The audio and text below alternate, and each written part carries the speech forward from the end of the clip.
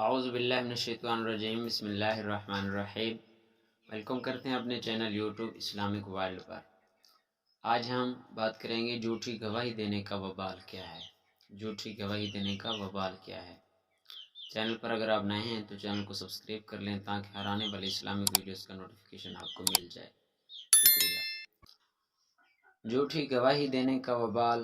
وان ابی بکرۃ رضی اللہ تعالی عنہ قال كنا عند رسول اللہ صلی اللہ علیہ وسلم فقال الا انبئکم باکبر الکبائر ثلاثا الاشراک باللہ وعقوق الوالدین وشہادۃ الزور الا وشہادۃ الزور وقول الزور وکان متکئا فجلس فما زال یکررها حتی قلنا لیتہ سکت۔ رواہ البخاری و مسلم ترمذی۔ آئیں جانتے ہیں کہ ان کا ترجمہ اس کا کیا ہے۔ جھوٹی گواہی دینے کا وبال۔ ترجمہ حضرت ابو بکر رضی اللہ تعالی عنہ نے بیان کیا ہے کہ ہم حضور اقدس صلی اللہ علیہ وسلم کی خدمت میں حاضر تھے۔ آپ نے فرمایا، کیا میں تم کو وہ گناہ نہ بتاؤں جو بڑے گناہوں سے بھی بڑے ہیں، جو بڑے گناہوں سے بھی بڑے ہیں۔ 3 بار یہی فرمایا، پھر ان کو شمار کرنا شروع کیا اور فرمایا کہ وہ یہ ہیں: اللہ کے ساتھ شرک کرنا، نمبر 2 ماں باپ کو ستانا، نمبر 3 جھوٹی گواہی دینا۔ خبردار اور جھوٹی گواہی اور جھوٹی بات کہنا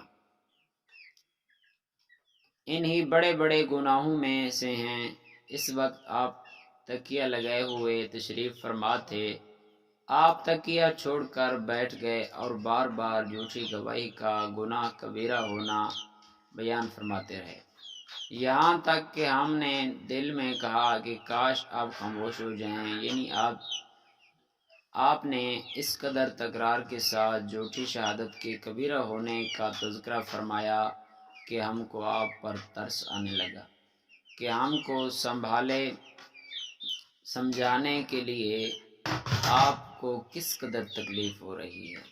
الترغیب والترہیب، یہ کتاب آپ نے سنی ہے، بخاری شریف میں ہے، بخاری و مسلم شریف میں بھی ہے۔